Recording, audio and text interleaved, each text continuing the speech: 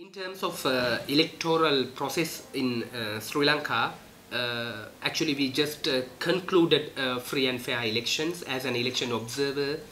If you are asking or if you are asking an overall assessment on the previous election, I can say yes, it was free and fair elections. But still, I would like to say that there were unresolved, pending issues inherent to these electoral systems. One of main thing is actually we are conducting elections using one of most outdated election acts in Sri Lanka. It is number 1 of 1981 Parliamentary Election Act. Actually, it was created in 1981. Now it is almost 40 years old. Other thing is that actually the media behavior.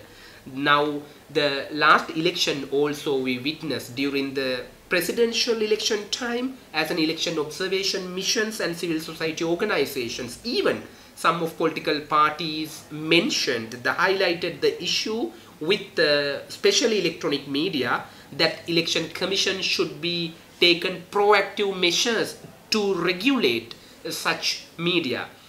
But we witnessed that actually they have not taken that issue seriously. Due to that, this time also we observed that media, most of both state and private media were biased. The other issue is that actually the absence of campaign finance law. Without having a campaign finance law, you can't conduct free and fair elections in Sri Lanka. Considering the people who got elected into the parliament this time, we saw that the people who spent millions of rupees during the campaign period were able to receive more votes. We saw that as an election observer. Last presidential election time and also this election, we saw that social media is a great problematic. It is one of problematic area in this election landscape. Due to that, actually, we were able to conduct few official discussions with Facebook group and also election commission. But unfortunately, this mechanism unable to tackle this issue completely. Due to that, this election also actually the post sharing during the campaign period and also the black-off period, election commission was able to remove only 10% of such posts that reported by both CMEV and PAFRA.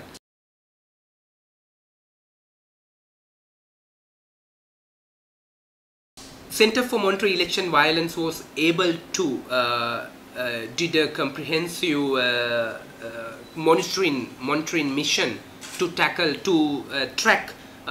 election expenses during the last presidential election time, even in this election also. Comparing with last presidential election, this election has been spent more money comparing with last elections. But the thing is that you need money for the campaign. Without having money, you can't do anything. In Sri Lankan context, electoral context, actually we know that we are following proportional representative systems. Candidates should be able to campaign for the whole districts. Then you need to maintain a bunch of people, and also you need to concern on many aspects, including advertising and also maintaining house-to-house campaign and many things. Then you need money. Then the most important problem is how you are finding this money. There are many sources. The one source is that actually your political party is giving money for the campaign period. That I saw that Mr. Manjula Gajanayake revealed his expenses, what he spent during the last election, this parliamentary election campaign. There's a specific line item that the amount which he received from his political party. Due to that, we know that political parties is giving money for the candidates. And other source is that actually without that you can spend your personal money, but considering the money spending by a lot of candidates, we know that they don't have such money. The prime example is that all the political parties are submitting their official account reports, annual official account reports to the Election Commission. When assessing those annual account reports, we know that most of political parties, almost all the political parties have very minimum funds, but comparing with these statements, what we measured, they have spent, one political party had spent more than 1,500 millions, but they have only 10 million rupees in their bank accounts, in political party bank accounts, as they mention in their annual reports. In these elections, according to our observations, actually, we focused 4 areas. The one is electronic media, secondly print media, thirdly we are saying other costs are coming like ground campaign, and other fourth category is social media. How candidates and political parties are spending money to social media. We should mention very special thing that although we are monitoring these spending of money, actually we will be able to track only 25% or 30% expenses that occurred by those political parties and candidates. According to our observations, Sri Lanka Podujana Peramuna SLPP has spent 1,076 million rupees during the campaign. Samagi Jana Bala Vegaya has spent 811 million rupees. United National Party has spent 297 million rupees.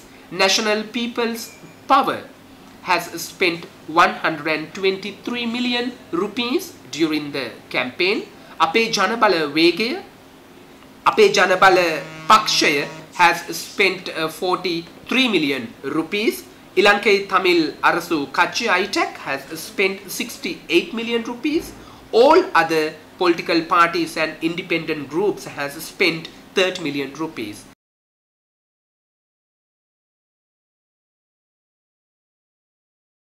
As an election observer, I always highlight in this issue, that is, the Sri Lankan election system is not fair, because you can't create a level playing field without having a campaign finance law. Due to that, actually, when it comes to these elections, you can see there were more than 7,450 candidates were contested in this election, and also more than 40 political parties were in the campaign, and also over 352 independent candidates. Out of those 7,400 candidates, we can say that at least 2,500 candidates were genuine candidates, because we know that most of independent candidates are contesting to just support main political parties. Out of those 2,500 genuine candidates, we saw that half of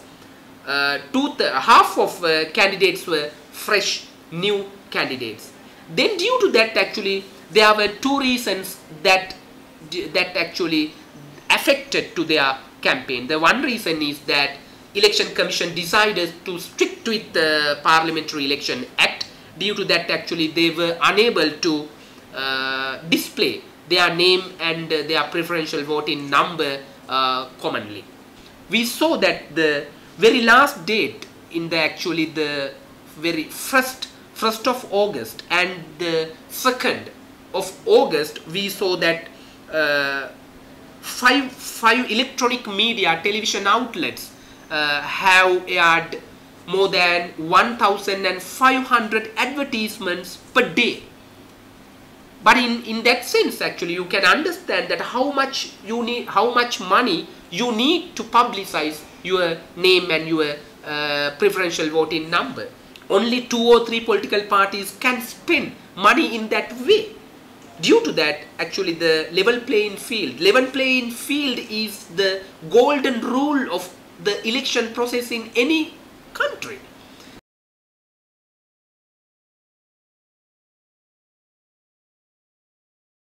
In terms of collecting data and statistics, someone can ask that why election monitoring is doing such a monitoring mechanism to track expenses, because as usual, what election monitoring organizations are doing is that gathering data on election violence and also violation of election laws. But we thought that when there should be a proper discourse how to tackle this issue. Basically, when you are talking on a piece of legislation to introduce a piece of legislation to regulate campaign finance in Sri Lanka, you need a proper data set of data and statistics. That's why as an organization, actually, we should just thought to monitor election related expenditure in this election and last election also. We are planning to monitor next elections.